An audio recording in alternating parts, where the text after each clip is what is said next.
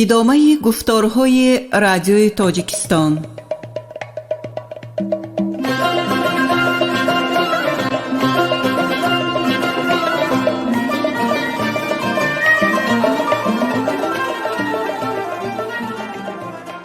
آزاد زادگان باز دری خود را بر روی شما می‌گشاید.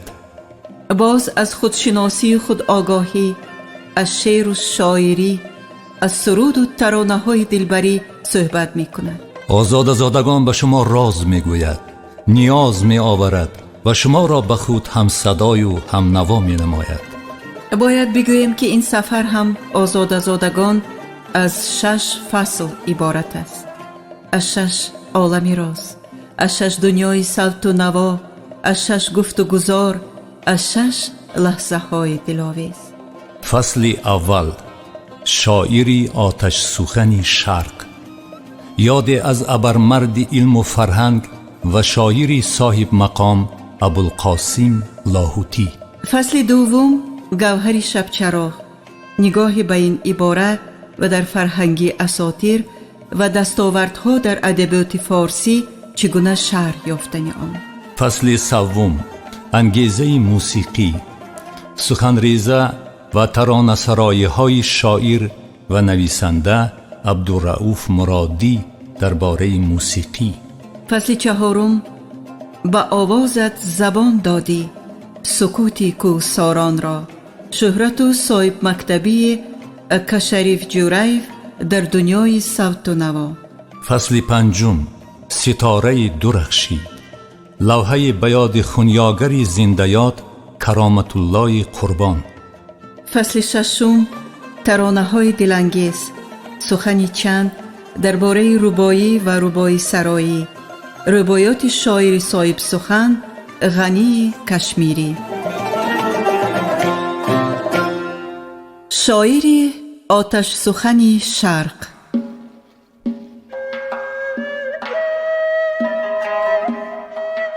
روح لاهوتی در شعر امروزه تاجیکی زنده است. مهر لاهوتی در دل مردم تاجیک جاودانی مکان دارد. او همیشه با ماست و به سوی آینده درخشان روان است. اکادمیک محمد جان شکوری. او آتش بود، سخنش چون رعد غلغله انداخت، قلمش چون شمشیر درخشید و به دل عدو رعشه زد. او انقلاب میکرد با سخنش، با شعر و آهنگ و رفتارش. جان در کف بحر آبادی تلاش داشت، میخواست میهنش را آزاد و سرسبز ببیند. نشد، به جانش قصد کردند، برای سرش نرخ گران وعده نمودند. در زبان خرد و بزرگ سخن او بود، شعر او بود، ترانه آزادی او بود.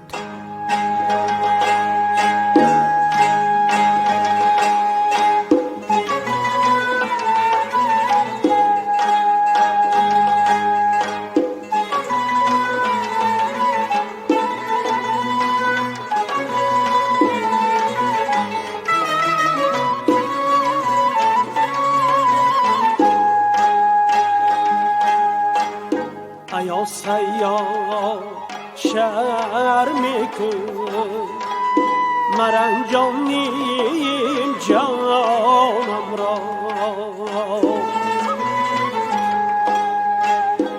یا سیاد شرم کن مرنجانیم جانم را. پر و بالم بیکن اما مسوزان آشیانم را. پر و بالم بیکن اما مسوزان آشیانم را.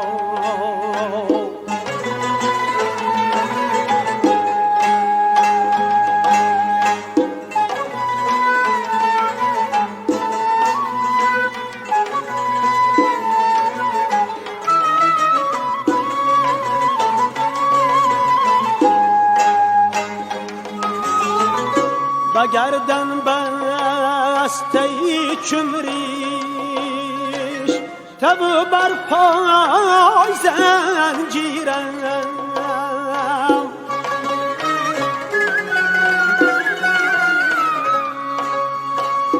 به گردن بسته چمریش تب بر پای زنجیرم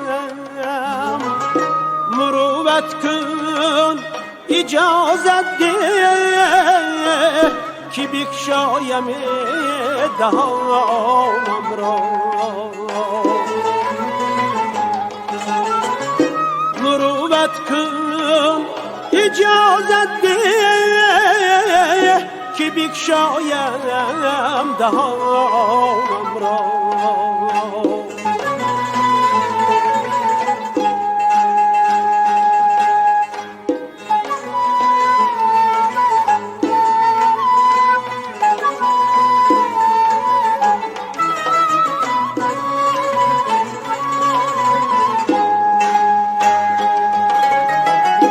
در این کنجی قفس دور از گلستان سوختم مردم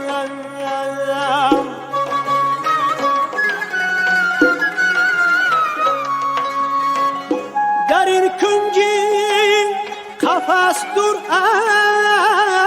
از گلستان سوختم مردم خبر کن ای صبا از پا لیزارم باغبانم را خبر کن ای صبا از پا لیزارم باغبانم را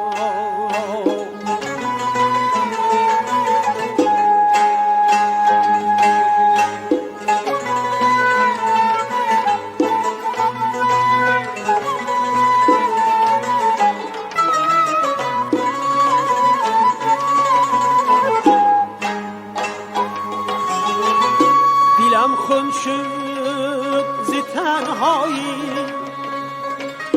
ندارم محرمی رازی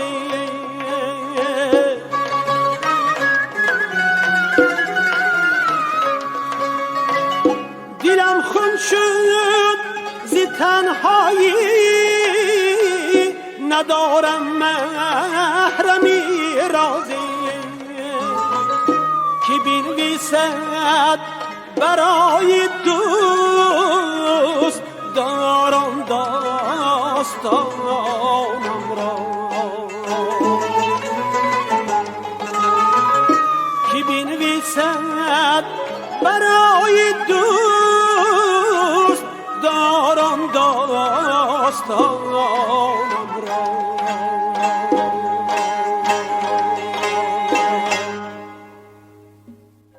شاعر معروف ابوالقاسم لاهوتی خود را به اتحاد شوروی گرفت و برای همزبانان و همدلان را یافتنش در این کشور دوباره حیات یافت.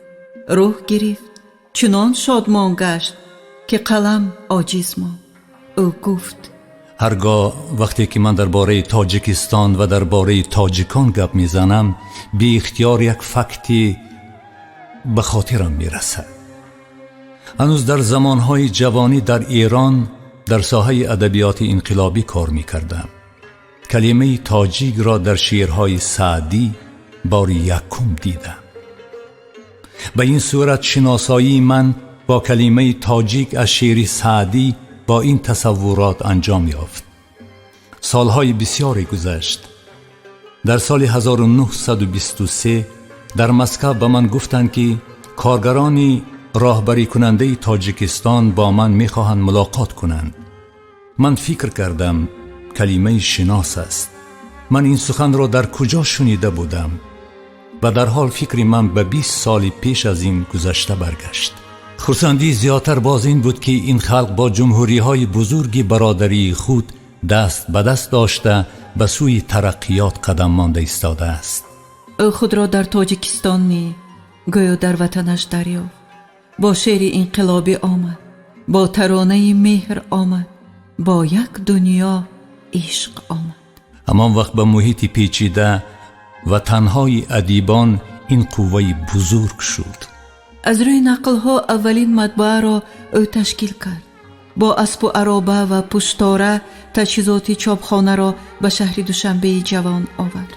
چون آفتاب به دلهای ادیبان نور پاش گشت. همه محوی سخن او، شعر او گشته و گردش حاله بسته بودند. شاعر صاحب استعداد فوق‌العاده بلند بود. بداهتا شعر می گفت، ترانه می خواند. دلش مخزنی دوری گوهر بود، لبریز از عشق بود. زندگی را در جوش و خروش، در عشق و آزادی و سرسبزی می دید، می خواست. زندگی آخر سرایت، بندگی در کار نیست. بندگی گر شرط باشد، زندگی در کار نیست. این غزل او روح داشت، اسیان داشت، یک تازگی در شعر و شاعری داشت.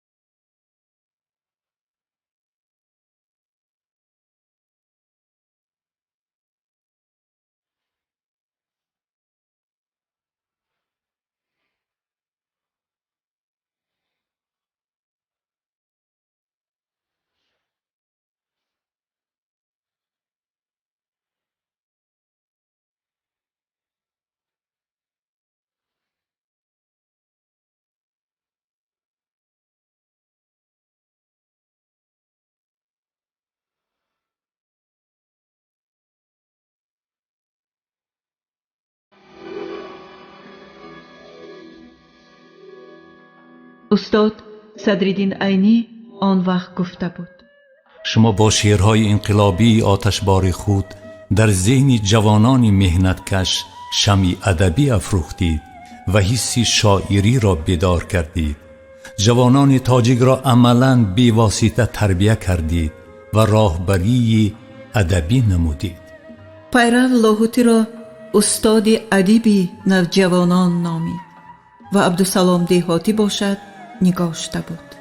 هر یک نویسنده، شاعری جوان و نورسی که به میدان ادبیات شورایی تاجیک قدم می‌گذارد، خصوصاً به سرودن اشعار انقلابی شروع می‌کند. شما را می‌شناسد و خواهد شناخت. اشعار شرربار شما سرمشق ایجادی ما شاعران و نویسندگان جوان شده است. و وقتی ادبیات ما لاهوتی با دل فروزان و سرشار از محبت وارد شد، صد لشکر دلی هم نوا یافت. مخصوصاً به هر جوانی ایجادکار با مهر دست دراز میکرد. حکیم کریم در ایجاد اثرهایش او را استاد خویش دانست. استاد میرزا ترسونزاده با محبت نوشته بود: لاهوتی تاجیکستان را از دل و جان دوست داشت. در وصف آن شعرهای هیجان بخش ایجاد نمود. آن را محفلی خود منبع سرود و ترانه‌های خود قرار داد. در یک شعری به تاجیکستان بخشیده‌اش اون می نویسد: ای امیدی دلی رمیده من، قوتی دست و نوری دیده من، وطنی کار و خانه عشقم، طبع شعر و ترانه عشقم. لاهوتی چون چشم سار سرشار و خروشان، فرح بخش و شاداب به نظم ادبیات تاجیک آمد. می نگارد ادبیات شناس معروف رحیم هاشم. به نظر چنین می رسید که شعر و غزل و دوبیتی و داستان سرایی روحی تازه پیدا کرد. او دریای شعر بود. زبانی شیرین و سخنی روان داشت. به حمایه زبان و شعر شاعری تاجیک سر سپاریده بود و سینه سپر می کرد. استاد صدرالدین عینی را چون گوهرک چشم احتیاط نمودن را تلقین می نمود و در صف اول خودی او می ایستاد. در هر جایی که باشد، در هر ساحه‌ای که انجام وظیفه کند، او پیش از همه شاعر بود. او روحی مجسم شعریت بود. همیشه در هوای شعریت پرواز می کرد. دلش به آهنگ و نوای شعر می زد و در دلش حتی با شعر فکر می کرد. همین بود که چندین شعر او با آهنگش تولید یافت. موسیقی سرودهای تو یاری منی، بوت نازنینم، یاری مسچاهی و چند ترانه دیگر را به او منسوب می دانند. این ترانه هایی که سرایندگان معروف ما اجرا کردند.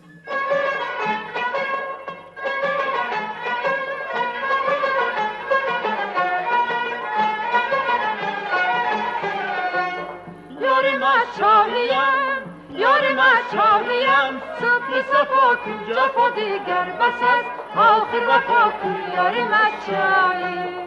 وقتی تاجیکی من، کمر باریک من، بیا نزدیکی من، شام تاریک من، صبح صفا کن جفا دیگر بس است، آخر وفا کن یاری مشاهی.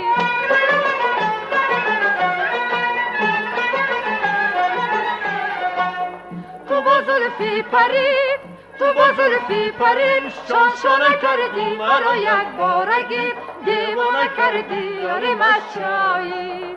وقتی تاجیکی من، کمر باریک من، بیا نزدیکی من، شام تاریک من، صبح صفا کن جفا دیگر بس است، آخر وفا کن یاری مشاهی.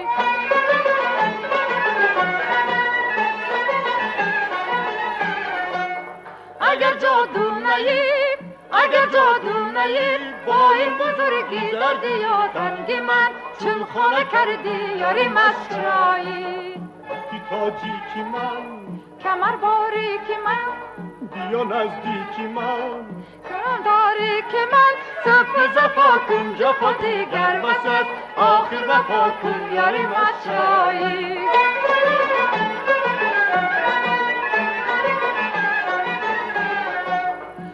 در حسرتی روی چه ماهت شدم باری چون موی سیاحت یاری مشایی بوتی تاجیکی من کمر باریکی من بیا نزدیکی من شام تاریکی من صبح صفا کن جفا دیگر بس از آخر وفا کن یاری مشایی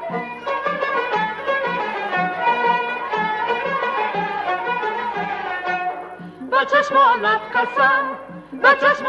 قسم میبخشم مرجم با من روزو اگر افت نگاهت یاری مشایی بوتی تاجیکی من کمر باریکی من بیا نزدیکی من شام تاریکی من صبح صفا کن جفا دیگر بس از آخر وفا کن یاری مشایی صبح صفا کن جفا دیگر بس از آخر وفا کن یاری مشایی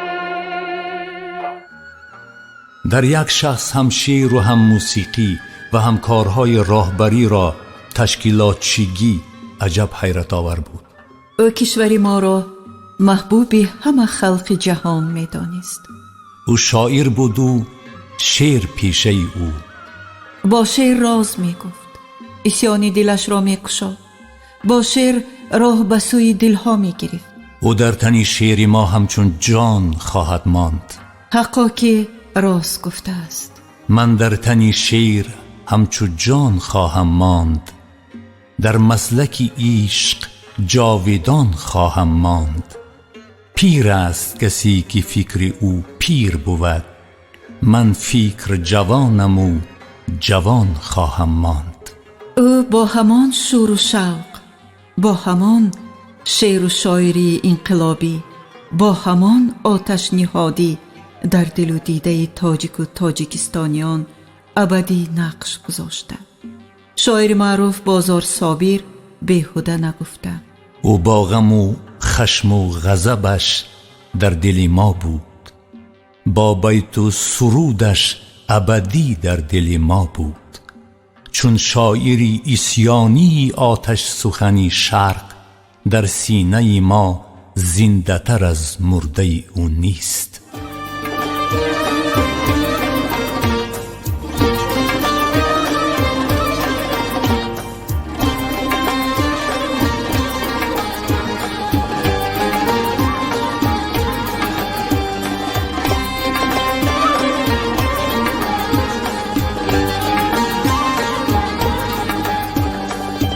ز سینه سر بدر کنه دل بر رخسارم نظر کنه دل و جای آب آتش بارد از چشم، از این آتش حذر کنه دل و جای آب آتش بارد از چشم، از این آتش حذر کنه دل الهی پاره گردی ای دل، چو من بیچاره گردی ای دل، برو نسین افتی به عالم، چو من آواره گردی ای دل، برو نسین افتی به عالم، چو من آواره گردی ای دل.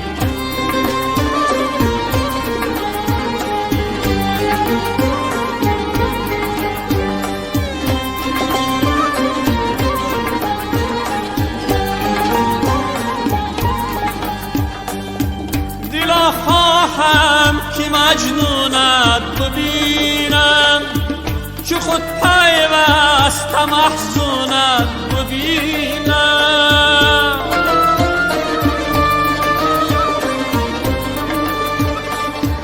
دلا خواهم که مجنونت ببینم، چو خود پیوست محزونت ببینم. مرا در گل نشان بیزابی دیدم، بیرو ای دل که در خونت ببینم. مرا در گل نشان بیزابی دیدم، بیرو رو ای دل که در خونت ببینم. الهی پاره گردی ای دل، چو من بیچاره گردی ای دل. برو نسین افتی به عالم، چو من آواره گردی ای دل. برو نسین افتی به عالم، چو من آواره گردی ای دل.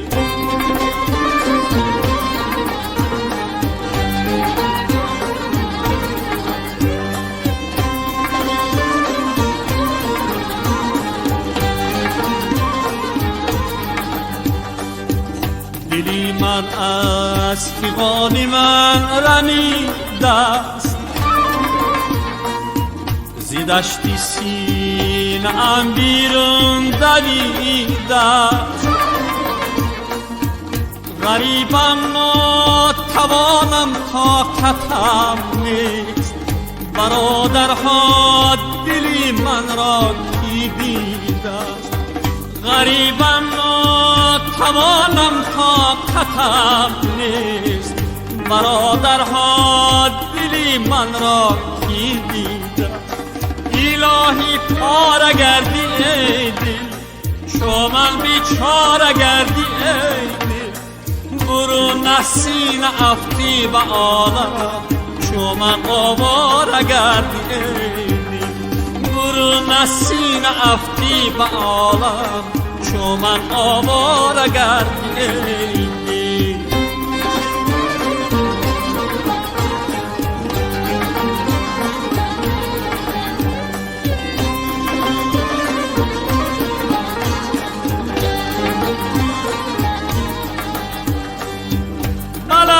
شست جان از دست این دل، وطن آمد جهان از دست این دل.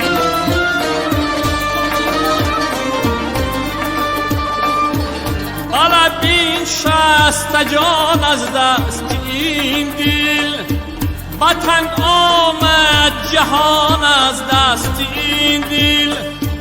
نه از دلبر نه از من می کشد دست، هلاکم کرد امان از دست این دل.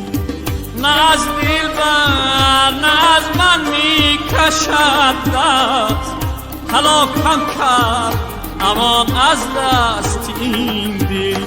الهی پاره گردی ای دل، چو من بیچاره گردی ای دل. برو نسین افتی به عالم، چو من آواره گردی ای دل. برو نسین افتی به عالم، چو من آواره گردی ای دل. برو نسین افتی به عالم، چو من آواره گردی ای دل.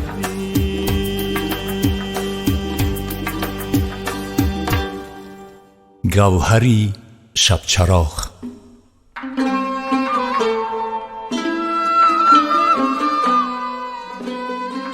گوهر مروارید، سنگی قیمت بها.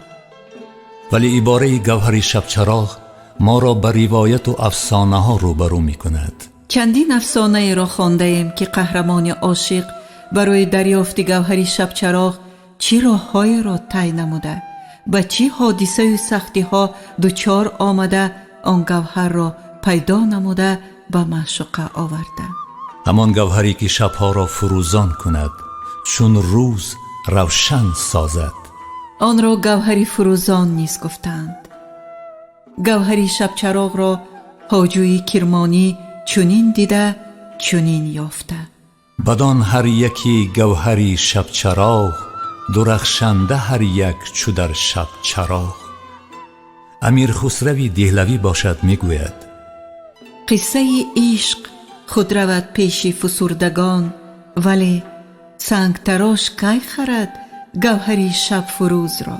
یک عباره، یک سنگی قیمت بهای از خود نور افکن، چقدر منبع الهام شاعران گشته. خود گوهری شب چراغ عباره زیباست، ولی ما به طور باید و شاید تاریخ و اساطیر این عباره را میدانیم. آگهیم که با کدام سبب گوهری شبچراغ همچون عباره زیبا ارزی هستی کرده است. ممکن بعضی تاریخ شناسان آگاه باشند، اما بسیار می‌خواهیم که شنوندگان ما هم به طور باید و شاید از تاریخ این عباره آگاهی یابند، دانند که گوهری شبچراغ از کجا سرچشمه می‌گیرد. ما را خوش است که در کتاب فرهنگ اساطیر و داستانواره ها در ادبیات فارسی محمد جعفری یا حقی به طور موجز گوهری شبچراغ توضیح یافته است. چی بسیار عباره و کلمه های اساطیری کلید است، مشکل کشا است، به دانش باز زمی دانش است.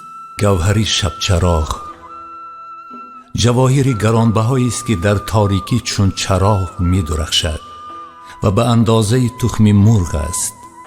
میگویند که گوهر در بینی گاوی است که در دریا زندگی می کند و شبها برای چریدن از دریا برمی آید و آن گوهر را از دهان یا بینی خود بر زمین می گذارد و در روشنایی آن می چرد و نزدیک صبح دوباره آن را در بینی خیش جای می دهد و به دریا باز می گردد. آن را دری شبگون، گوهری شبتاب و گوهری شبافروز نیز گفتند. شیخ اشراق از قول پیر شرحی دلانگیز از گوهری شبافروز نقل کرده است که این گوهر در کوی قاف است و از وجود آن شبی تاریک روشن شود، اما پیوسته بر یک حال نماند. روشنی آن از درخت توباست و هر وقتی که آن به درخت نزدیکتر شود از روشنی قدر سیاه نماید و آن همچنان روشن باشد و چون تمام در پیش درخت توبا افتد تمامی تو سیاه نماید و توبا روشن.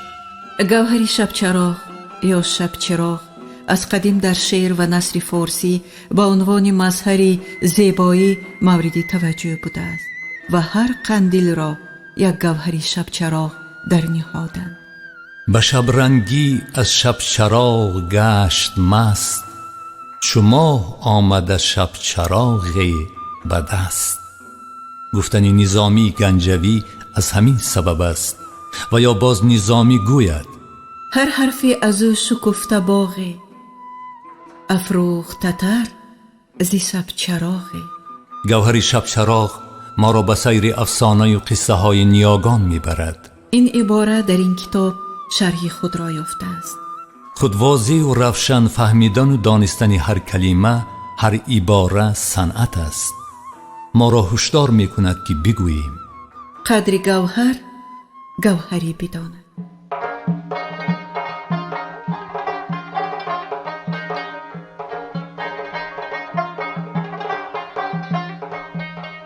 در لباسی نیلگون چون جلوه کردی ای پری،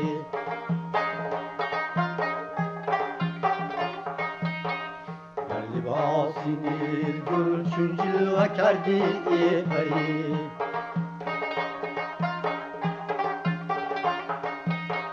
ماه دیگر نمود رخ پرده نیلوفری،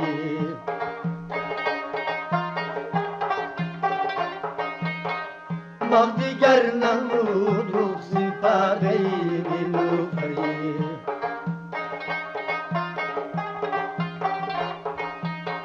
با لباسی آسمانی هر که دیدی مه را، شد برو چون روشن کافتابی دیگری،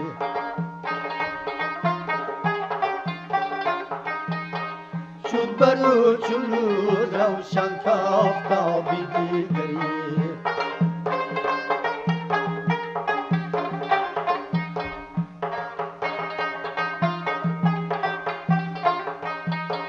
شاخ شمشادی پیچیده است نیلوفر بدان،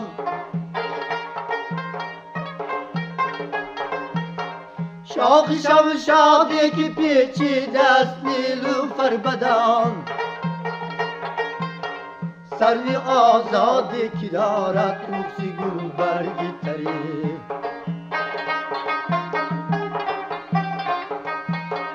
سروی آزادی که دارد روسی گل برگی تری.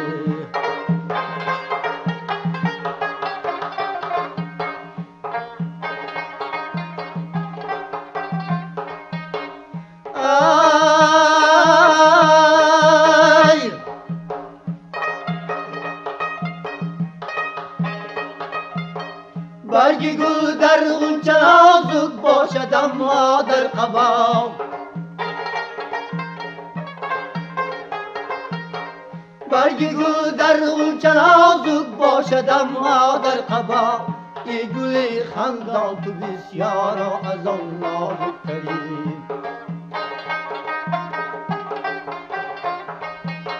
چند است ناچکم گردد جاه و حشمتت گر به چشمی مرحمت سوی غریبان بنگری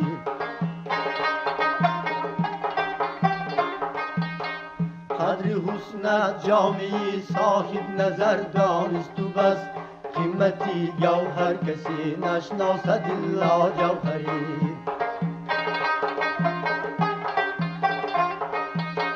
قیمتی جوهر کسی نشناسد الا جوهری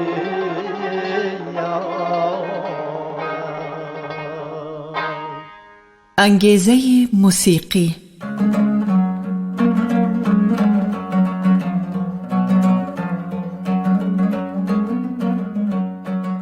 عبدالرؤوف مرادی او شاعر و ترانه نویس است، صاحب قلم است. برد او در کوتاه بیانی در یک سطر می خواهد جهان را جا دهد. برای این تلاش دارد. ترانه های او بار معنی می کشند، صمیمی اند، حیاتی اند، از همه اساس با آهنگ دل سراییده می شوند. عبدالرؤوف مرادی دلریزه های خود را حالا به موسیقی بخشیده است. او در زیر و بم موسیقی سخن جستن را، سخن انشا نمودن را کار دلی لبریز از عشق می داند. اینک رو می آریم به دلریزه های او در باب موسیقی. تن ما را دارو درمان می بخشد، روحمان را موسیقی. موسیقی پیراهن است زیبا و دلربا در پیکر زندگی. میگویند که زمانی در هر خاندان دهه ما یک سیلا و یک ساز موسیقی بوده است. سیلا نشانی توانایی جسمانی، ساز موسیقی نشانی توانایی معنوی. زندگی نیروی ما را پیوسته کاهش می بخشد. موسیقی پیگیرانه آن را جبران می کند. مطربا آهنگ دلخواه نواز، تا شود کوتاه این راهی دراز. بسا کارهای نیکی که آدمان می کنند بر انگیزه موسیقی است. موسیقی را انسان آفریده است، این موسیقی است که انسان را آفریده. نیک داند هر که از اهل دل است، به موسیقی زندگانی مشکل است. مادرم می گفت چون موسیقی صدا می دهد سخن ناجا مگو که اوبال است. و می افزود هر موسیقی را تا به آخر باید شنید وگرنه در نیمه راه بمانی. موسیقی ارتباط قوی با عشق دارد. آن در جاده وصال عاشقان را الهام بخش و نیرو فضاست. صوت خوش بختاور و جان پرور است، یک نوا از 100 دوا هم برتر است.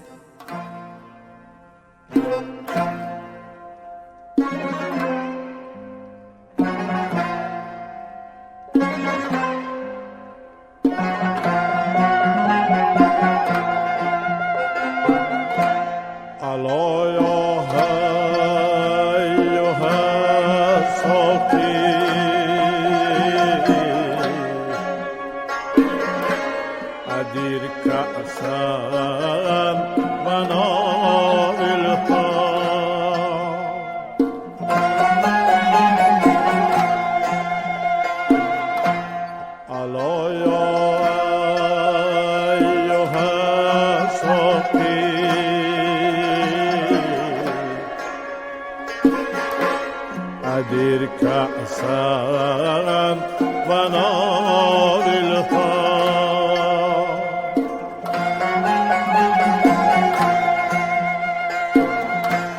که عشق آسان نمود اول ولی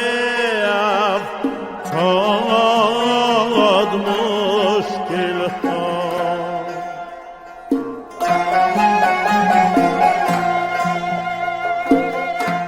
که عشق آسان نمود اول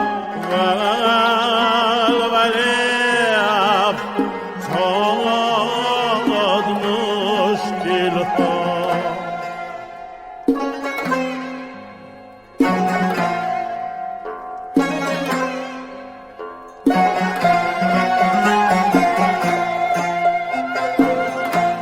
بابوی نافه کاخیر سبازان کو ربیک شاید زی تو بیجا دمشکی چه خونف تا در دلها.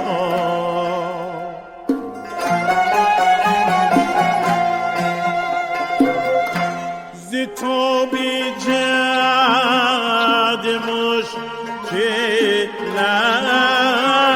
چه خونف تا در دلها.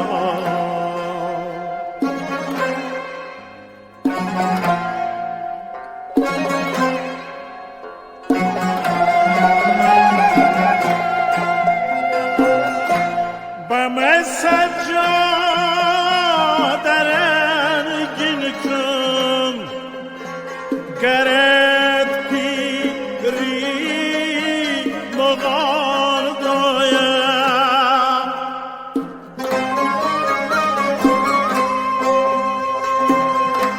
با من سجاده رنگین کن. گرد پیری مغان دایم که سالک بیه خبر نبود زیرو رسم منزل ها.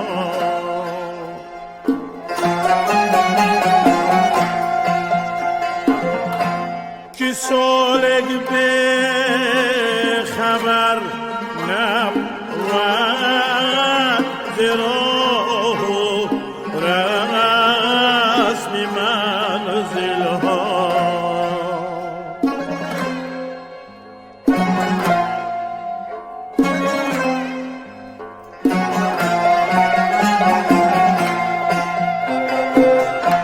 شبی تاریک بیمی من جگیردا بیچنین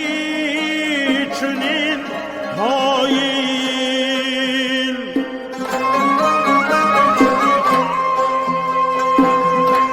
شبی تاریک بیمی من جگیردا چنین هایین کجا دانم حالی ما سبک را ران ساحل ها.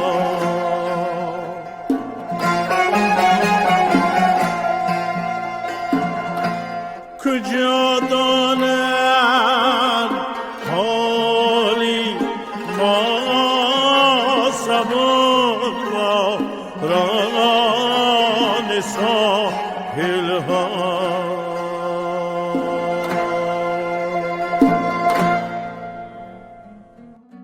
پدرم چون دوتار به دست می گرفت اول سخنی چنین می گفت: از خانه ای که در آن صدای موسیقی طنین انداز است غم می هراسد.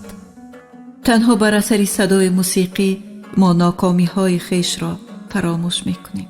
موسیقی است که غم ما را می زداید، شادی امان را می فزاید و بندهای دلمان را می کشاید. موسیقی سوهان غم است. می شنوید؟ این صدای موسیقی است که ما را به فردا به عالمی زیبا هدایت می کند. گاه از انجام یافتن صدای موسیقی آنچنان به دهشت می آیم که گویا زندگیم به انجام می رسیده باشد. موسیقی تجسمگری زیبایی است و آن بعضاً بسان پرده‌ای منقشی است که منظره‌های زیشت زندگی را پس خود نهان می کند. گفت شاعر: مطربان را 100 درود، موسیقی نیروی شعرم را فزود. شنیدم که لشکرکشی جراری یاوران خود را هشدار می داد: مگذارید که سربازان موسیقی بشنوند، تیغشان کند خواهد شد. ذوقی بلند زاده موسیقی است. در ادوار موسیقی درجه تپش دل ما افاده یافته. در هر خاندانی که موسیقی صدا می دهد یک شاخ شمع فروزان است. محبت بر اثر موسیقی با صداقت در می آمیزد. تا موسیقی صدا می دهد شعله امید فروزان خواهد بود. دل من همیشه میل به سمت دارد که از آن سمت صدای موسیقی می آید. او با این ریزه سخنهای خود، ترانه پردازی های خود، بار دیگر صوت و نوا را چون پند آهنگ تازه بخشید. توانست موسیقی را در سخن زیبا و دلاویز بیان سازد. آخر او صاحب دل است.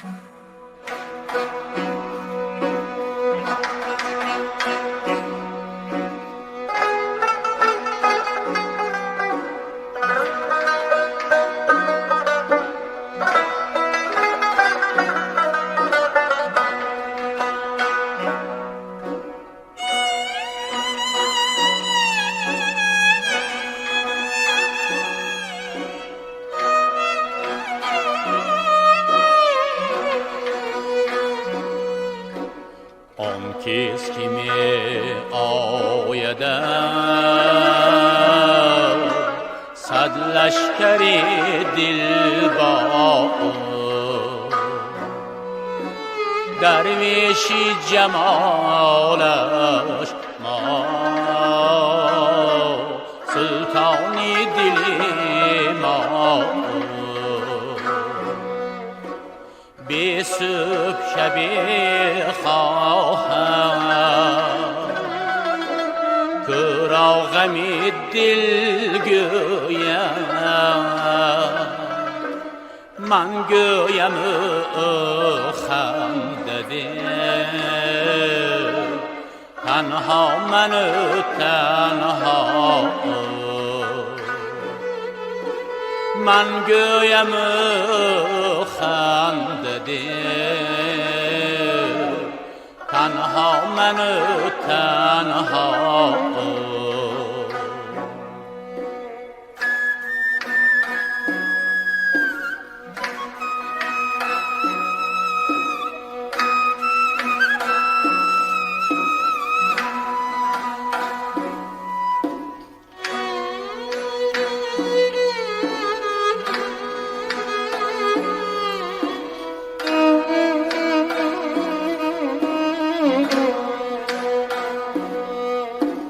مهتاب چی خوش بودی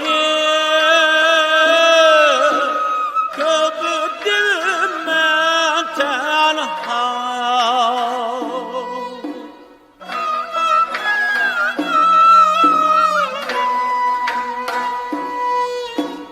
لب بر لب باره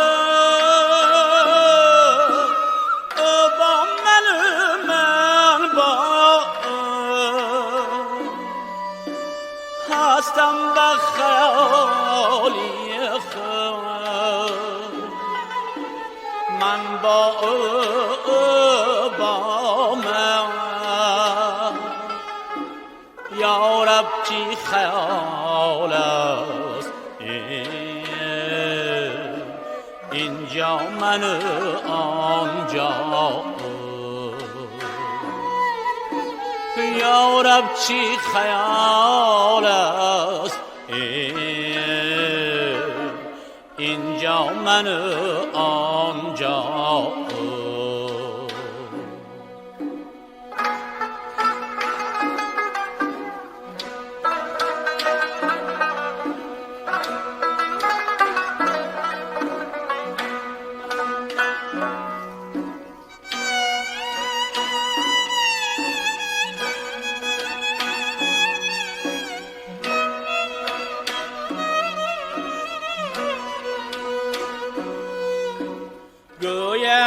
چرا آخیر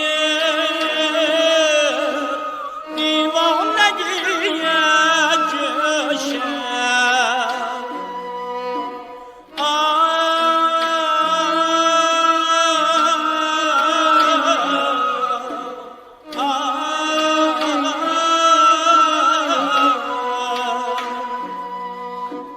دیوانه چرا نبود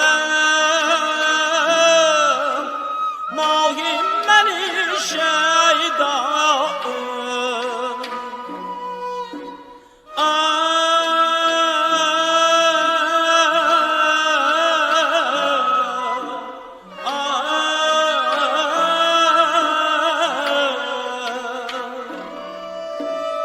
من خسرو زیبا یارب کی چه شکل است این دیباچه دل ها منه آینه جان ها دیباچه دل ها منه آینه جان ها آن کس که می آیده صد لشکری دل با آن کس که می آیده صد لشکری دل با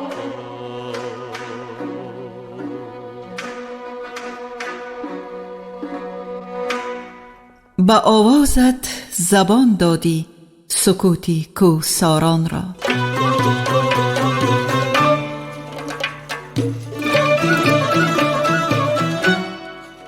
سرود و موسیقی والا و دل آشنا همیشه دردخوری همگان است.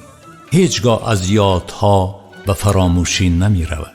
اشتی باشد ما را بیشتر خماری سرود و ترانه های حافظ خلقی تاجیکستان اکا شریف جورایف می گیرد. نام این خونیاگر ناتکرار و صاحب مقام را به زبان می گیریم و سرودهایش اگر به گلشن عجب دلبر، از فرقتی تو محبوبه جان سبزک، یار گلسمن دادرکم ناله، چشمی خوابناک انار آوردم و غیره در خیالمان گردان می شود. با آهنگش بعضی از آنها را زمزمه می کنیم.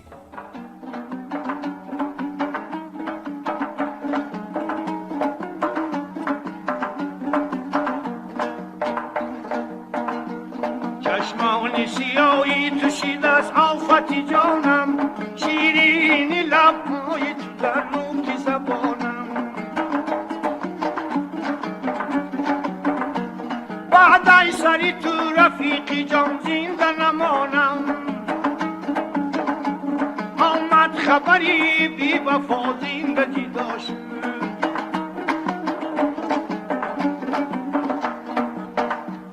ای هم نفسان بی میو بیار مباشید، دور از رخ دلدار و گلزار مباشید. چیزی رسد او را به تقدیم رسانید، بر سختی ایام گرفتار مباشید. چندی که چکد خون دلت هجر زمیشگان، آزرده دل است ای امیار مباشید. وصلش اگر در همه عمری ندهد است، در محملی غمدار مباشید.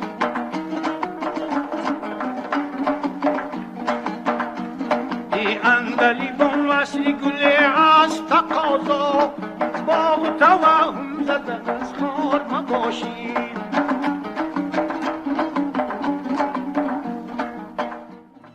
یکی از سرودهای بسیار معلوم و مشهور این استاد صنعت قلبندی است. این سرود کلاسیکانه ایجاد شده. آهنگ به یاد ما آن لحظه های بسیار شیرین و عزیز را بیدار می کند. گویا از این سرود ما آوای نیاگان را، صدای بس و عزیزی پیوندان را احساس می کنیم. غزل عبدالقادر بیدل چنان با آهنگ جور و توأم آمده که یکی را به دیگری نمی توان تصور نمود.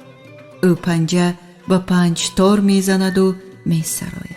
ای حضور مقدمت در زندگی برهان من، مرده بودم زنده ام کردی بیا ای جان من.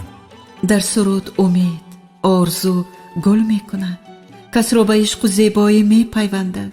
در پیش نظرت یار دلربا با بهار زیبا پدید می آید و زندگی تو را هم بهار آغوش می نماید.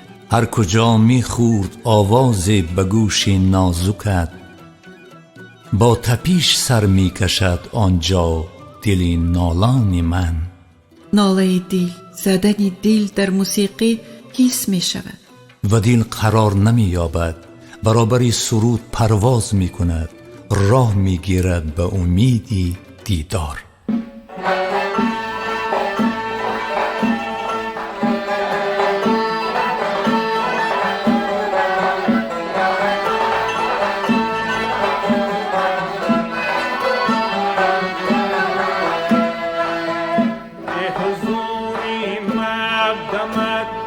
در زندگی برهان من، مرده بودم زنده‌ام کردی بیا ای جان من. مرده بودم زنده‌ام کردی بیا ای جان من. ای بحر پابوسی تو هر جا سبزه سر می‌کشد. ای بار پابوسی تو هر جا سبزه سر می‌کشد.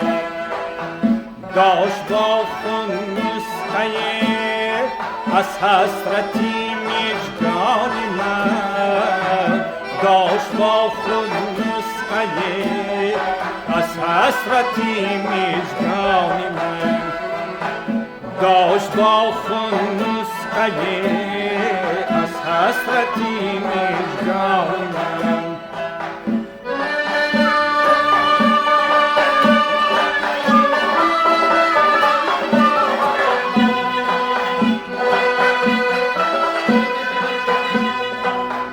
هر کجا میخورد آواز به گوشی نازکت،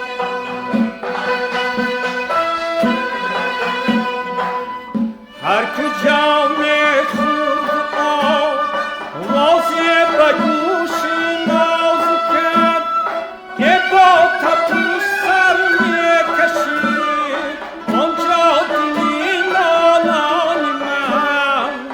به دلی سازی دلو دستی توی شرمنده‌ام، یه جز دعا دیگر چه آید، جز دعا دیگر چه آید از من و سامان من. جز دعا دیگر چه آید از من و سامان من. از تمامی سرودهای استاد سند اکا شریف جورایف قلبندی بالاتر و ناتکرار است. در این سرود آهنگ خلقی و کلاسیکی با هم آمده، به هم پیچیده یک شیرینی و یک نفاست نازک و جان بخش را افشا کرده است. خود اکا شریف این سرود را هم در غزل خواجه حافظ و هم بیدل خوانده است. در هر دو هم یک لحن پرجوش و خروش و دلاویز حس می شود.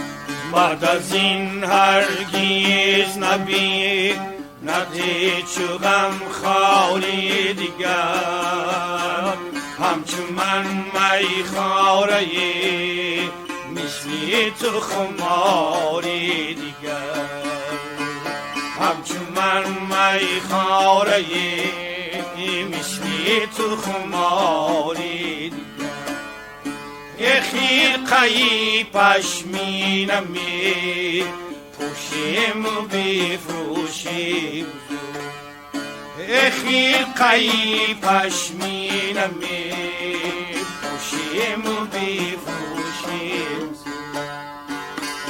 و سریگی سوی تو بندیم و زناری دیگر و سریگی سوی تو بندیم و زناری دیگر و سریگی سوی تو بندیم و زناری دیگر اگر این است تو کین مستی عزیزان میکنن بس نمیدانی ما جز عاشقی کاری دیگر بس نمیدانی ما جز عاشقی کاری دیگر ساقی داریم چند دانه کی می از دستی آن این میخوریم و باز میخوریم و باز میگویم و یک باری دیگر میخوریم و باز میگویم و یک باری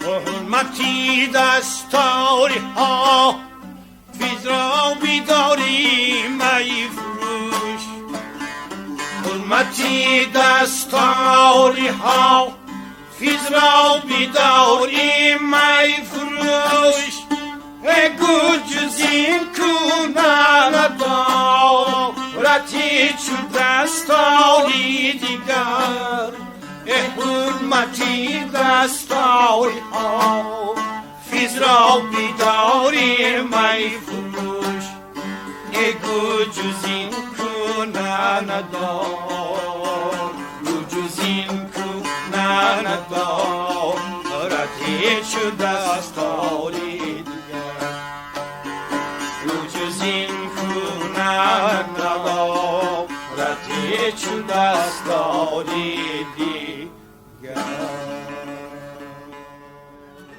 خود آواز این استاد صاحب مکتب سحر داشت که شنوندگانش را زود اسیر می کرد، با خود هم نوا می نمود.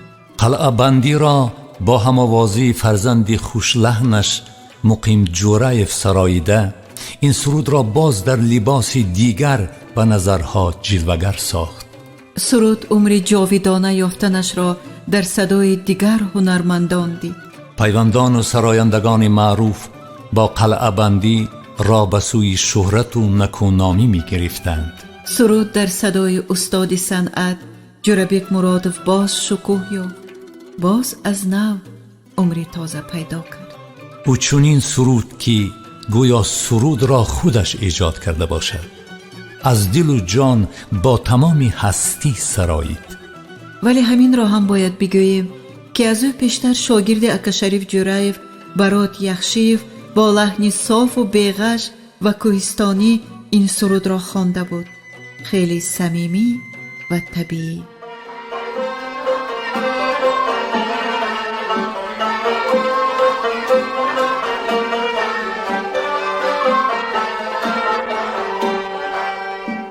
حضوری مقدمت در زندگی برحال من برده بودم زندم کردی بیا ای جانم برده بودم زندم کردی بیا ای جان من. بحر پابوسی تو کر جو سبزه‌ای سر می کشید. بحر پابوسی تو کر جو سبزه‌ای سر می کشید. داشت با خود نسخه از حسرتی میجگان من. داشت با خود نسخه از حسرتی میجگان من. داشت با خود نسخه از حسرتی میجگان من. هر کجا میخورد حوزه به گوشی نازکش با تپش سر می کشید آنجا دلی نالان من. با تپش سر می کشید آنجا دلی نالان من.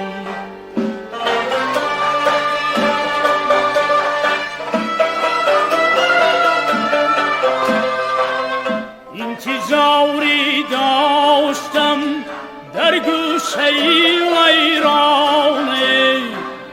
یوسفیستان کرد فضلت، یوسفیستان کرد فضلت کلبه احزان من.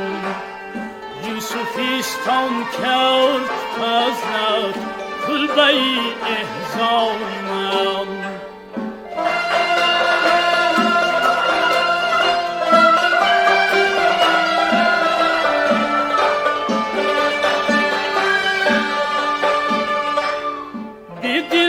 سازی دلو دستی ته شرمندم.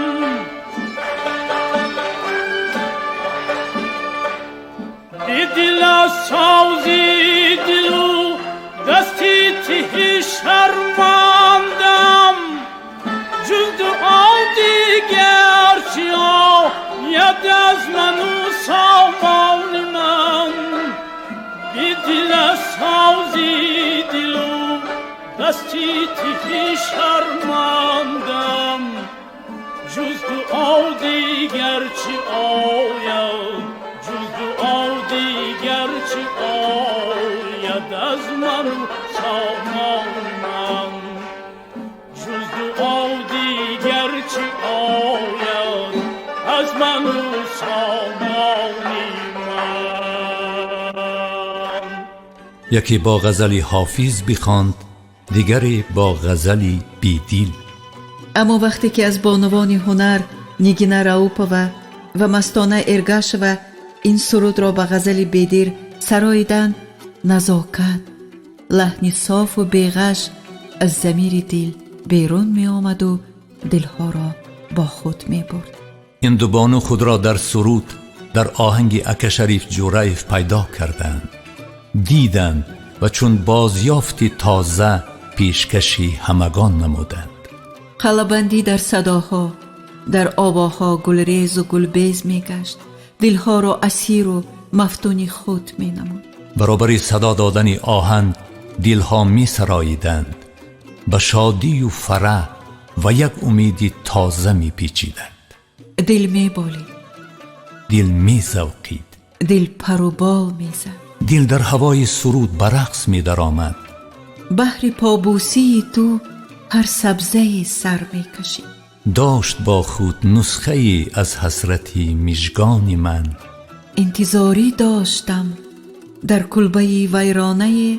یوسفیستان کرد وصلت کلبه احزان من. آیا از این سخنان می توان آرام شد؟ به شور و شوق نه آمد. و یا اگر در غزل خواجه حافظ بعد از این هرگز نبیند هیچ کس غمخوار دیگر، همچو من میخواره مثل تو خمار دیگر را کی میخواند؟ عالم گلستان میشود. صدای بلبلان در گوشها پر میگشاید، نوای چشم ساران خاطرها را شاداب میکند، آواز دلدار به دلها پنجه میزند. این سرود هیچگاه کهنه نمی شود و هیچگاه به کنج فراموشی نمی رود. چون که در چنین سرودها آوای نیاگان ما، صدای پیوندان ما، نوای طبیعت کوهستان ما به هم آمده معوا گرفته. اکا شریف جورایف استاد کسب خیش بوده که چنین سرودها آفریده. یا خودی قلعه بندی کتاب پرقیمت عمر آن خونیاگر شده می تواند. به گفت شاعری بزرگ ما استاد لایق شیرالی، به آوازت زبان دادی سکوت کوه ساران را، به مردم آشنا کردی تو دردی دوست داران را. قلعه بندی در آواز حافظان خوشلحن عمر دیگر می یابد و یاد از آن خونیاگری زنده‌نام می دهد. همین بود سخنی چند درباره قلعه بندی اکا شریف جورایف.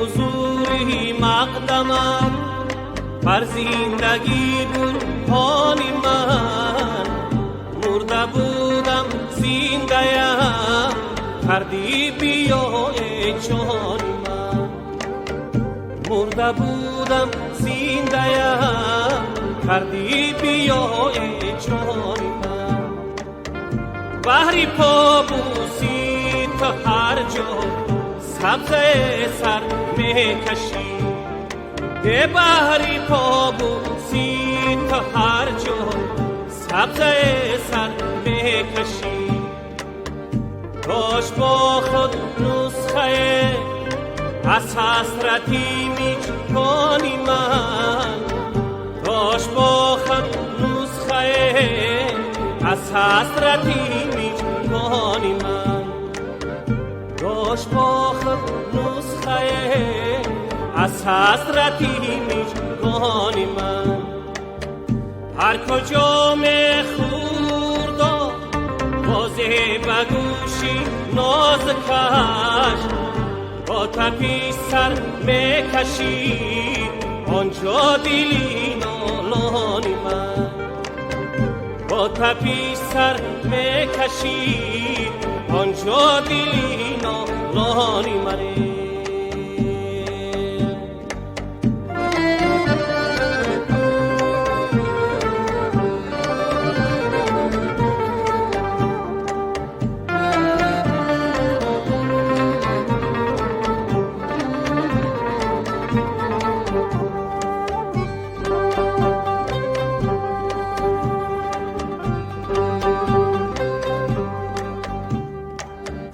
انتظاری داشتم در گوشه ویرانه، یه یوسفیستان کرد فضلش، یوسفیستان کرد فضلش کلبه‌ای احسانی من، یوسفیستان کرد فضلش کلبه‌ای احسانی منه.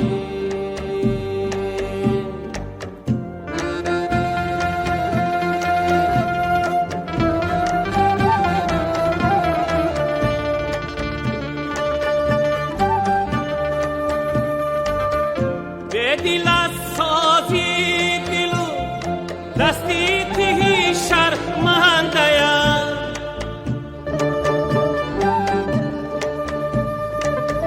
به دل از سازی دلو دستی تهی شرمنده‌ام، به جز دعا دیگر چی آید، جز دعا دیگر چی آید از من سامانی من، جز دعا دیگر چی آید از من سامانی من، جز دعا دیگر چی آید از من سامانی منی.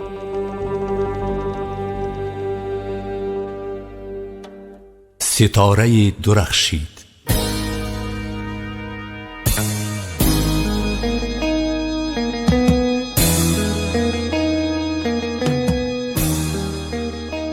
یاد می آید سیمای گرم و زیبای او، قامت رسای و نگاه مهربار او. سرود می‌خواند در آینه چشم ما، در خیال فروزان ما. با دلی دریا نشینم تا دلم دریا شود.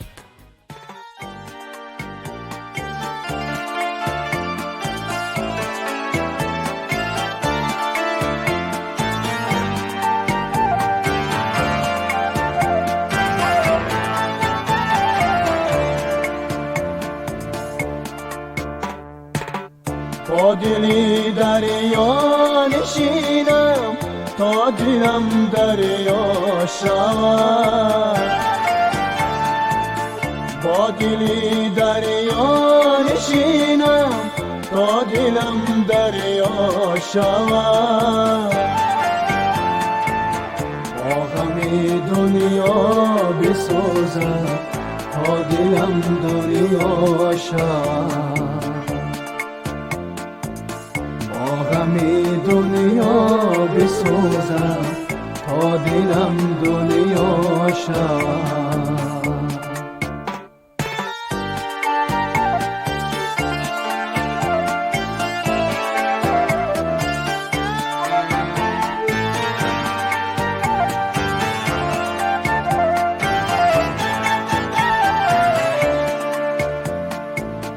دوری گردون بجویم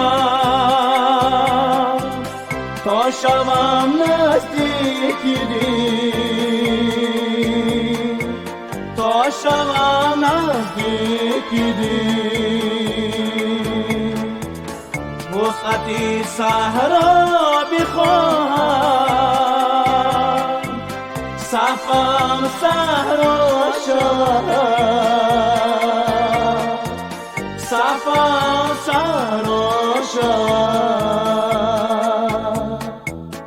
با دلی دریا نشینم تا دلم دریا شود. با دلی دریا نشینم تا دلم دریا شود. با غم دنیا بسوزم تا دلم دنیا شود. با غم دنیا بسوزم تا دلم دنیا شود.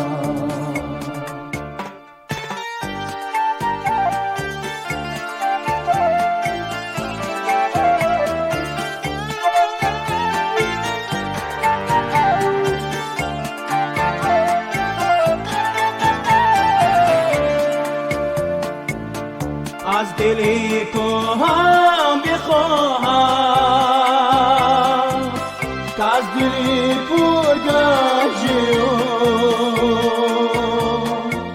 که از دلی پر گنجیو. ناگهان چون کان تیلا شاید پیدا شود، شاید پیدا شود. با دلی دریا نشینم تا دلم دریا شود. با دلی دریا نشینم تا دلم دریا شود. با غم دنیا بسوزم تا دلم دنیا شود. با غم دنیا بسوزم تا دلم دنیا شود. با غم دنیا بسوزم تا دلم دنیا شود.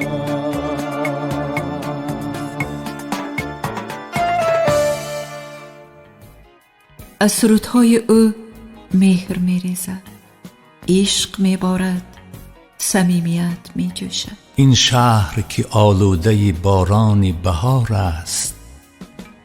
کرامت الله جوانی برنام، صنعتکاری ناتکرار و در سبک و اسلوب خود شناخته شده. جان من قربان یک خندیدن و رقصیدنت. او آرامی نداشت، خود دریا بود، با سرود و ترانه و دلی لبریز از عشق زندگی داشت. عالم و آدم را در آواها، صداها و نواها دریافته بود. با صوت و نوا محفل‌های یار و دوستانش را چراغان می‌کرد. او نور می بود، دلی فروزان را ارمغان می بود. آنجایی که کرامت الله بود، سرود بود، موسیقی بود. سیمای زیبای و لحن دلکشش با گوش و هوش ما جلوگر می‌شد. ما آمده ایم که بزم آباد شود و در حقیقت بزم آباد می شد، گلستان می گشت. نگاهش، حرکتش، چهره درخشانش، همه شعر، همه آهنگ بود. زندگی خیش را در عالمی زیبای صوت و نوا یافته بود، ساخته بود. دلبسته سازهای موسیقی بود. اگر با ساز مهر می بست، حتما آن را در مدت کوتاه از خود می کرد. دل به سنت شرق بسته بود، مخصوصاً به موسیقی هندوگی، به سنت اصیل این ملت سراپا صنعت، سرود و ترانه. مهر او را راه بلد بود، چنان به زبان هندیگی سرود می خواند که هندوهای اصیل عاشق سرود و آهنگ او گشته بودند، حتی بالاتر از هنرمندان خود می دیدند. همسرش که زبان هندی را می دانست، این زبان به آنها عشق آورد. همدیگر را یافتند، خانه بنیاد کردند، 3 فرزند یافتند. اما دلی لبریز از عشق و محبت او را فصل خزان آگهی داد. او خواند: با هم بسازید ای دوستداران، خزان می ریزد از شاخساران.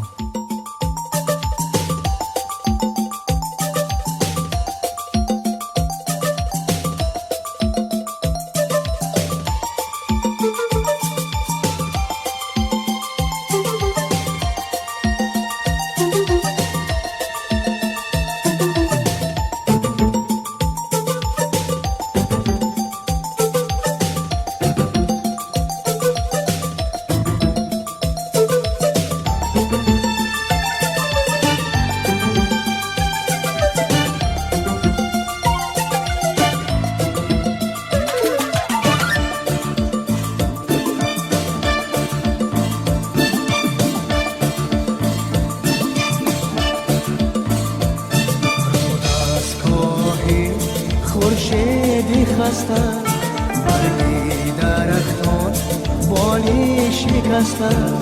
رود از خواهی خورشیدی خسته برگی درختان بالی شکسته.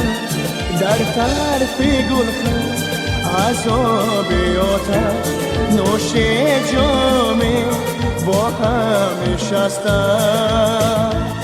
با هم بسازید دوستداران، خزان میرزد از شاخساران. با هم بسازید دوستداران، خزان میرزد از شاخساران. خزان میرزد، خزان میرزد، خزان میرزد، خزان میرزد.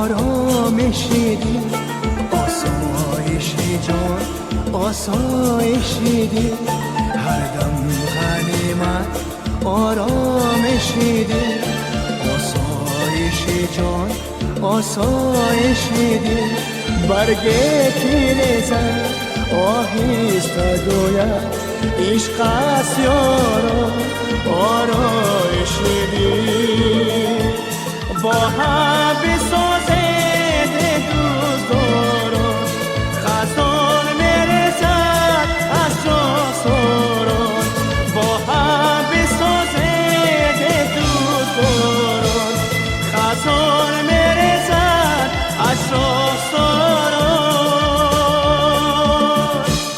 خزان میرسد، خزان میرسد، خزان میرسد، خزان میرسد، خزان میرسد، خزان میرسد، خزان میرسد، خزان میرسد، خزان میرسد. آگه ساخت هر انسان را چی انتظار، ولی خود او را چی آهنگی چی پیش آمده بیقرار ساخته بود. باز برای هوشداری ما ناله کرد. می روم از کوی تو با جانی پرغم خیر باد، با دلی پر آتش و با چشمی پرنم خیر باد. عجیب، چرا او با ما خیر باد نمود؟ ما حس نداشتیم، درک نبوده بودیم که او با این سرودش ما را هشدار داده که می روم از کوی تو با جان پرغم خیر باد. می گویند که حس و درک و احساسات بلند کس را آینده بین می سازد. پیش آمدش را خیلی عمیق می بیند، می داند. کرامت الله چنین انسانی حساس و دلاگاه بود.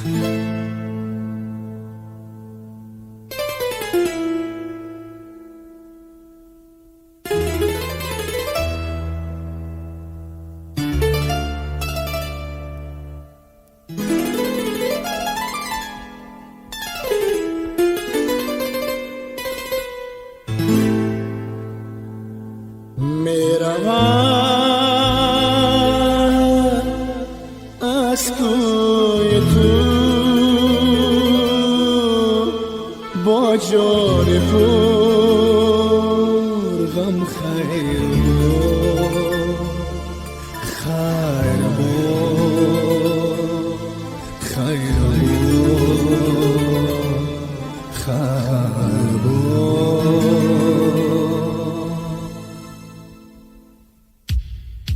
میروم از کوی تو با جان پرغم خیر باد، با دلی پر آتش و با چشم پرنم خیر باد، با دلی پر آتش و با چشم پرنم خیر باد، خیر باد.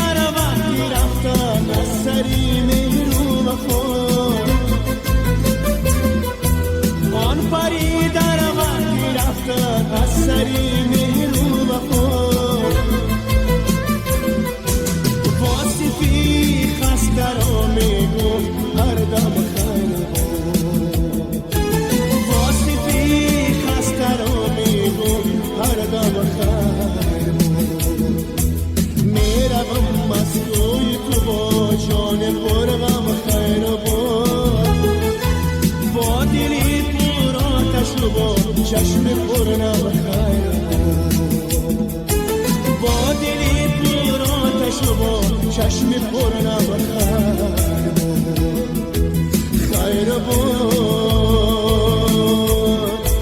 خیر بود خیر بود خیر بود خیر بود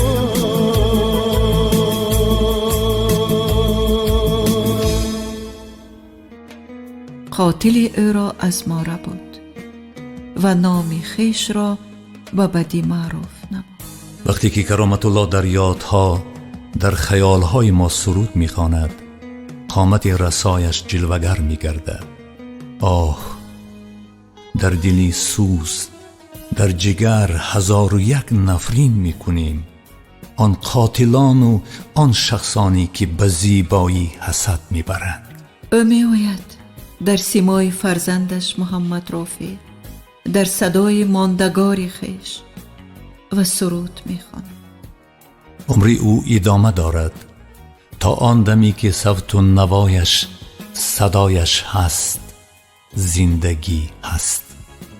او می خواند: تو هم یادی بکن از من، ما او را در دل و دیده خویش جا داده ایم و پیوسته یادش می کنیم. یاد می آید. کرامت الله در سرود و ترانه هایش، در صوت و نوایش تیرماه او را آورد، تیرماه باز او را از ما را بود. از این را تیرماه برای او برگ ریزان و عشق ریزان است. یاد مردان اصیل هنر همیشه در دل صاحب دلان فروزان است. آخر چی گوییم؟ که ستاره درخشید و دل و دیده ما را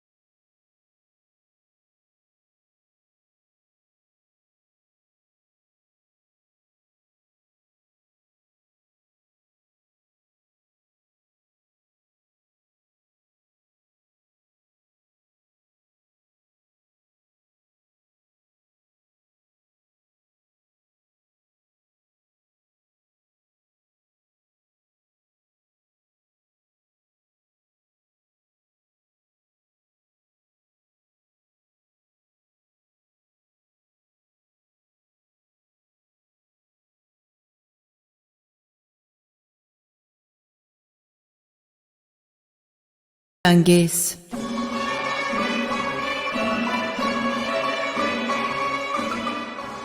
روبایی آینه دل و جهان راز و اندیشه ها.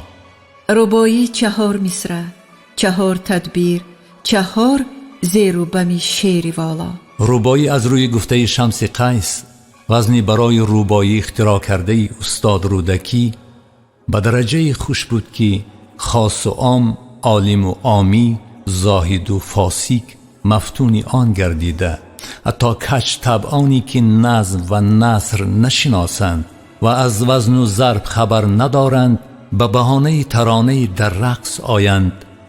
مرددلانی که میان لحن موسیقار و نهیق خمار فرق نمی کنند بر دو بیتی جان بدهند. در حقیقت هیچ وزن به دل نزدیکتر و در طبع آویزنده تر از این نیست.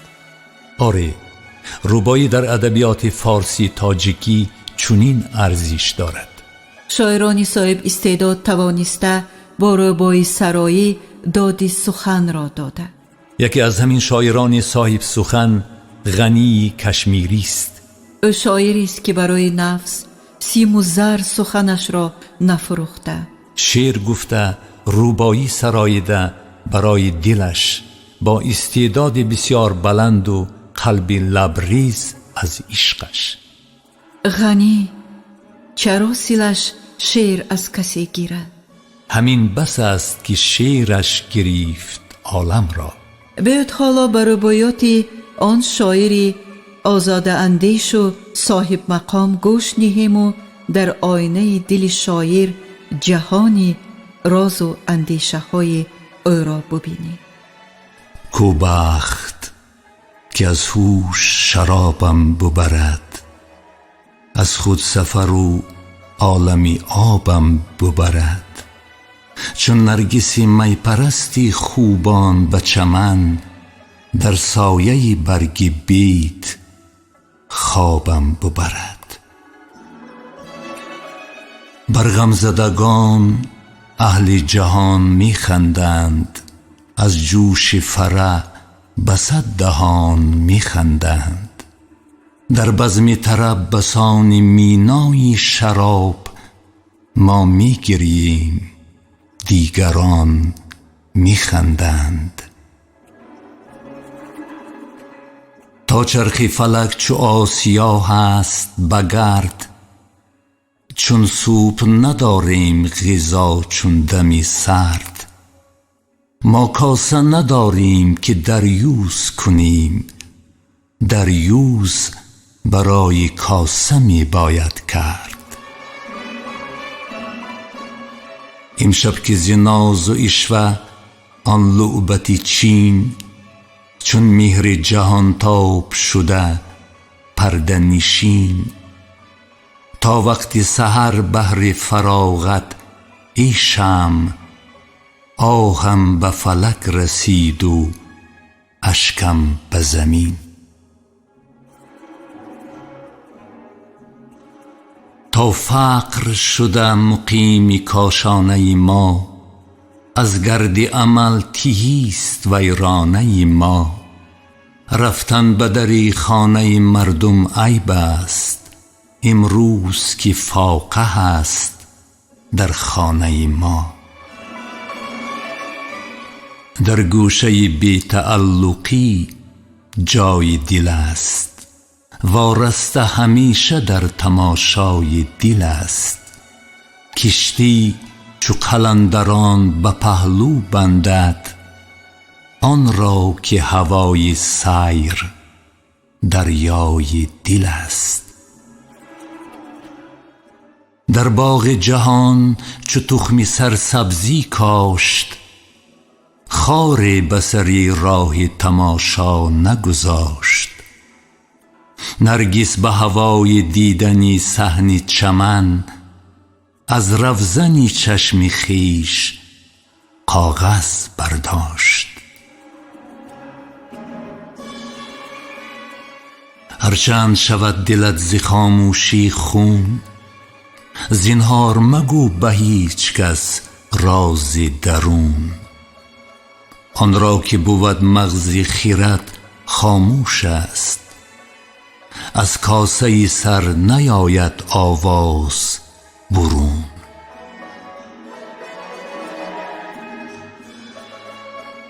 برخیز غنی، هوای فروردین است.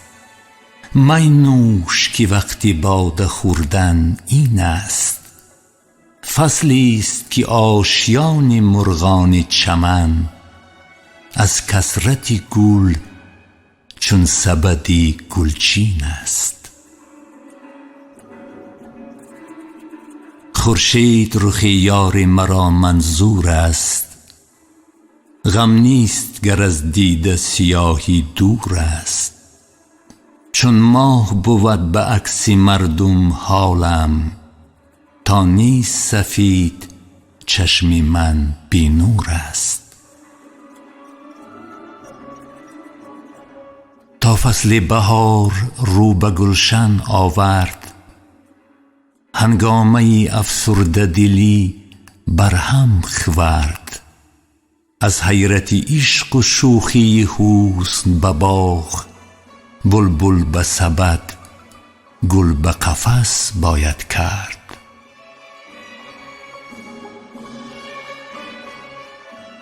بی فهم اگر چشم بدوزد به کتاب، نتوان دید روی معنی در خواب. کی غور کنند در سخن بی مغزان، غواصی بحر نیست مقدور حباب. ای صاحب هوش، عیب می نوش بپوش. بیهوشی مردم به ته هوش بپوش. بینی ز کسی اگر بدی یا شنوی، در پرده چشم و پرده گوش بپوش.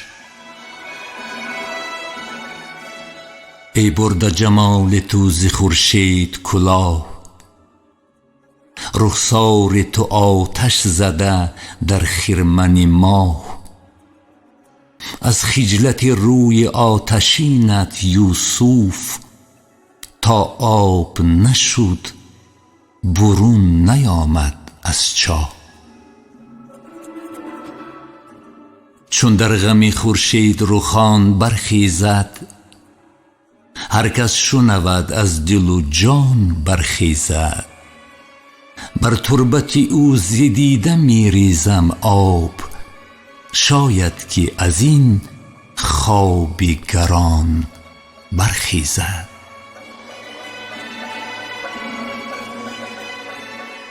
سرمایه من در آستین دست تهیست، بر حاتم دولتم نگین دست تهیست. اهل زر و سیم تنگ دستند غنی، دستی که فراغ است همین دست تهیست.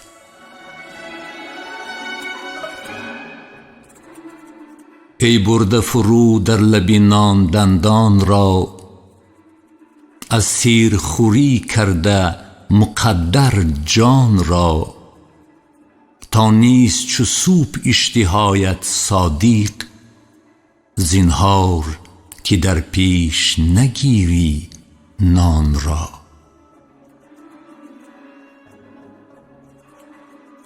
چون بیخبران بیخبر از کار مباش، سرگشته به هر کوچه و بازار مباش. ترسم که ز چشم اهل بینیش افتی، چون طفلی سیریشک مردم آزار مباش. هرچند که بر گردی جهان گردیدم، از کس سخنی ملایمی نشنیدم. شد پرده چشم من چو عینک سنگین، از بس که ز خلق سخت رویی دیدم. آن را که بود در همه فن دست تمام، نامش نبرد ز بی تمیزی ایام. طفلی که زی بوستان بخواند ورقی، چون سرو برآورد ز موزونی نام. جان رفت و نرفت درد جان کاه هنوز، دل نیست ز خواب راحت آگاه هنوز. ما گرچه رسیدیم به منزل، اما آسایشی منزل است در راه هنوز.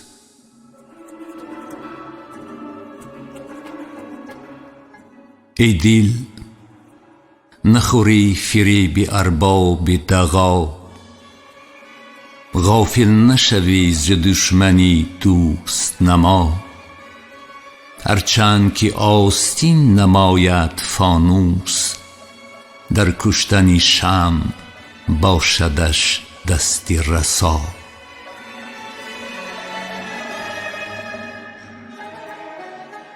بازار نمد پوشی ارباب ریا، گرم است که امروز نباشد فردا.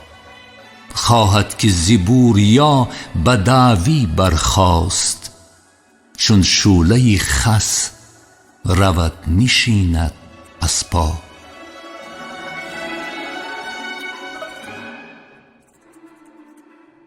ای در طلب کمال سرگرم شتاب، در صورت کس مبین و معنی دریاب. هرچند عقیق است به آتش همرنگ، دارد به دهان تشنه خاصیت آب. طفلیم به جای شیر نوشیم شراب، پیستان به لب ماست حباب می ناب. ما را نبود به غیر می نوشی خواب، گهواره ماست کشتی عالم آب.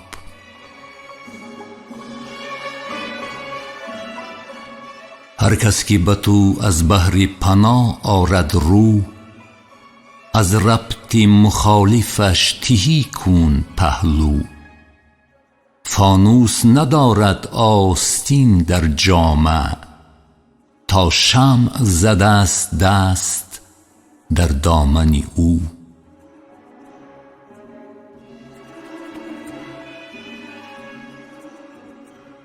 از صحبت هر که شد سخنچین چو قلم، چون کاغذی پیچیده بکش رو در هم. زنهار مشو از دو زبانان ایمن، غافل در بیم باشد از تیغ دو دم. کردم هرچند جستجو در عالم، یاران موافق به جهان دیدم کم. افسوس که همچو مهره های شطرنج، یک رنگ نیند هم نشینان با هم.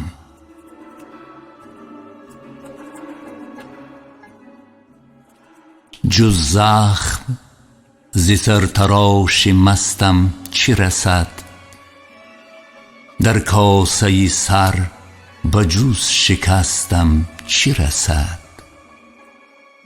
دل کیسه به دستگیریش دوخته بود، ناخن نگرفت تا به دستم چی رسد. ای چرخ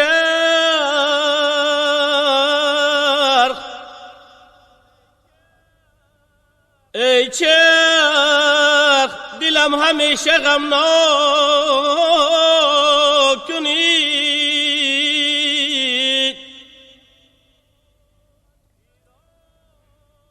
پیراهن فرخی من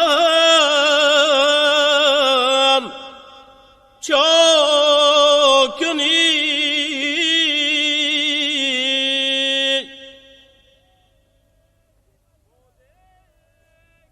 بوده کی وزد تو هر دم آتش کنیم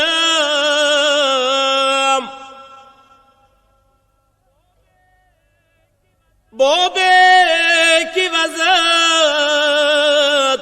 تو هر دم آتش کنیم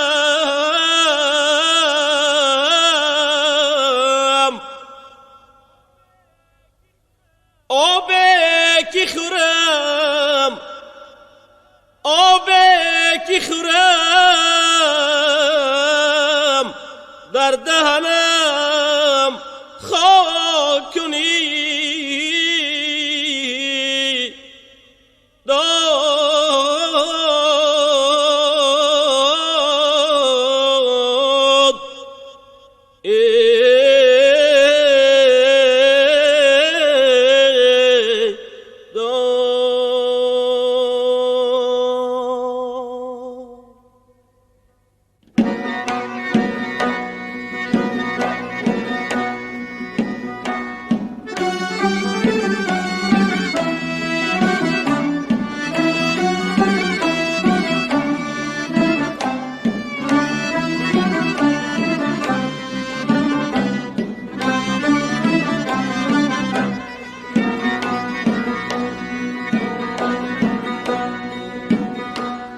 اسراری ازل را نه تو دانی و نه من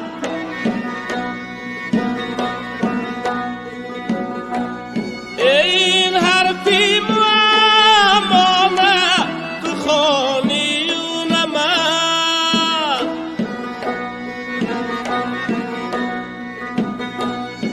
هست از پس پردگو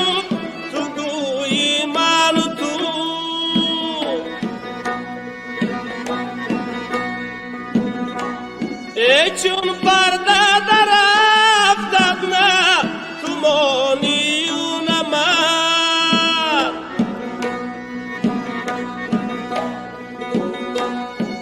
چون پرده در افتاد نه تو مانی و نه من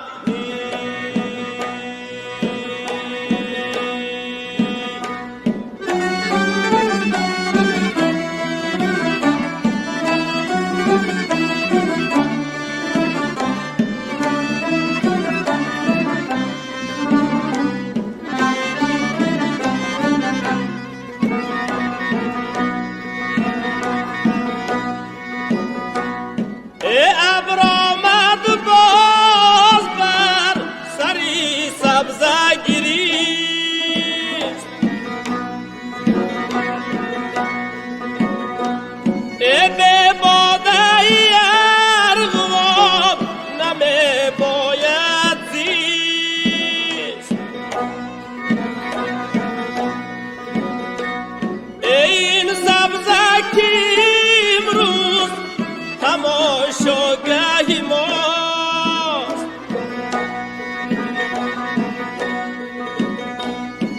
تا سبزه خاک ما تماشاگاهی کیست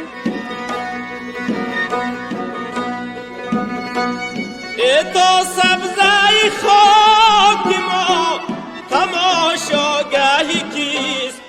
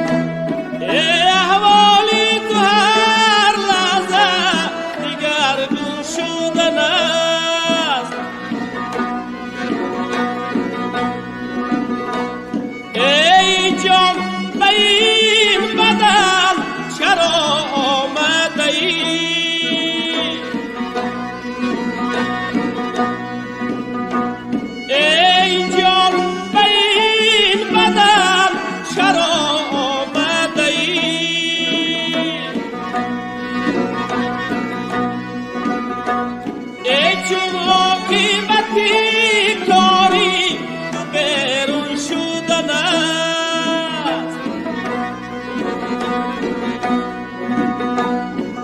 چون عاقبتی کاری تو بیرون شدن است